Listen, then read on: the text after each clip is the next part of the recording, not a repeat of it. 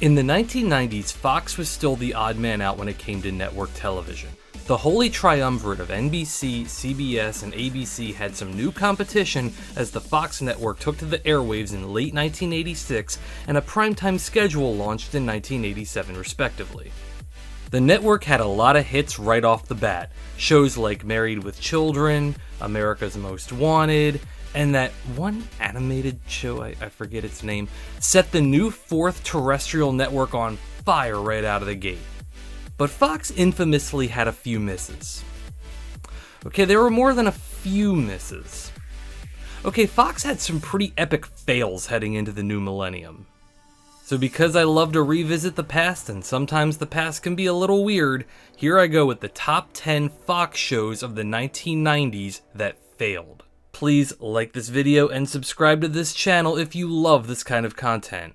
And as always, I am clearly not going to cover every failed Fox show of the 1990s. If I did, that list would go on for hours. So let me know what you think I missed, and who knows, it might make it onto a future list. I do update these things. First off, an honorable mention, Shusha. I am starting this list with a boiling hot take because why not? This extremely loud and colorful kids show aired for 3 months in 1994. In my area, the show aired at 9 a.m., which was well after their target audience, kids, started school for the day. The US version of this wildly popular Brazilian show did last for 65 episodes, and it maintained a steady fan base. But did Fox greenlight this show knowing that Xuxa Menegal had posed for Playboy and starred in erotic films? Personally, I don't think any of that matters at all. Skin is not evil and people need to embrace their bodies. But this was a kid's show, and is that really the kind of thing that you want your kids talking about at the lunch table or at recess? I'm curious what you think. I believe that Xuxa Menegal is quite talented, and this was a great attempt at bringing new life to the stale genre of children's television of the 1990s. Plus, 13-year-old me totally dug all the dancers in their thigh-high boots. That was good TV on a very different level for me at that age. Alright, enough of that crap, let's move on to the main list. Number 10, Roar. With shows such as Hercules, The Legendary Journeys, and Xena Warrior Princess experiencing intense popularity in the late 1990s, Fox jumped on the ship and created Roar, a Celtic-themed drama produced by Sean Cassidy and starring a then relatively unknown Heath Ledger.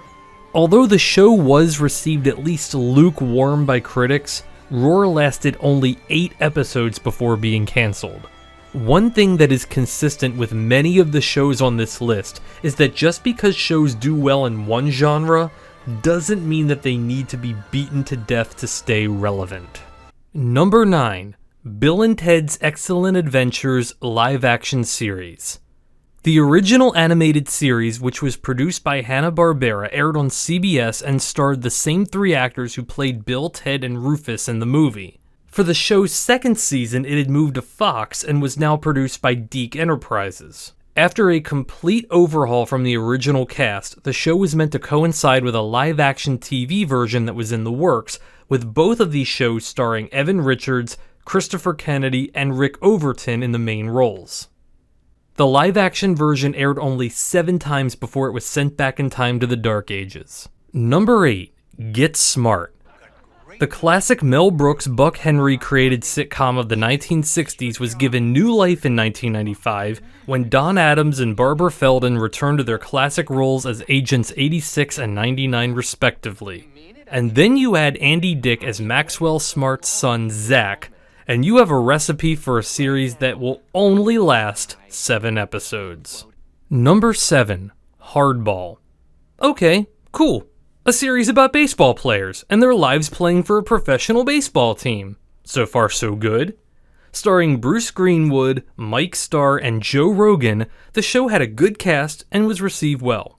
Cool. So why did this fail? Probably because the show aired in September of 1994, right as the Major League Baseball strike had begun, canceling what was easily one of the best seasons we'd had in years, and leaving a sour taste in the mouths of fans that would last to even almost up to 30 years later. The show was canceled around the same time that the World Series would have been played. As an aside, I still believe that the 1994 Montreal Expos, who had the best record that year, should have won the championship by default. That was one of the most underrated teams in baseball history. Number 6, Saturday Night Special. This was a very short-lived sketch comedy show that served as a replacement for Mad TV in 1996. Produced by Roseanne and featuring SNL alum Laura Keitlinger, pre-MILF Jennifer Coolidge, and then the not-so-controversial Kathy Griffin, the show at least had some potential, but it never got past 6 airings, and it sits at a 4.6 on IMDb.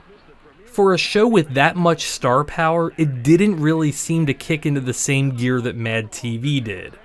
Of course, it's arguable that Saturday Night Special was never supposed to either, but to be fair, I also don't remember the show being all that funny. Number 5, Ask Harriet. Anthony Tyler Quinn played Mr. Turner, the teacher and surrogate father character on Boy Meets World, a show that absolutely spoke volumes for my generation and is one of the greatest series of the decade and perhaps of all time.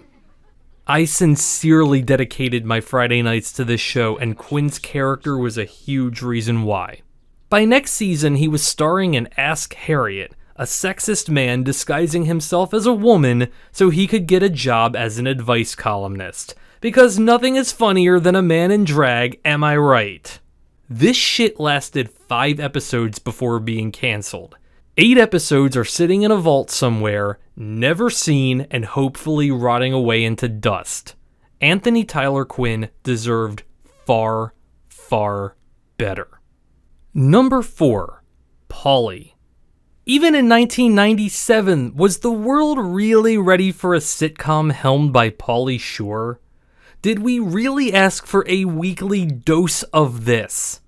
Apparently not, because this show about a wealthy businessman and his young wife moving into his slacker son's house was not well received, being on the air for only 5 episodes before reality set in and Fox realized that they gave an entire sitcom to Pauly Shore. Number 3, Party Girl. Fresh off huge success as Marsha Brady, Christine Taylor plays a New York City party girl who gets a job from her aunt working at a library. Get it? She's a party girl in a library. Hilarity ensues.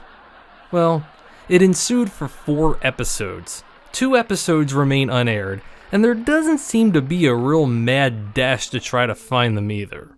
Number 2, Lawless.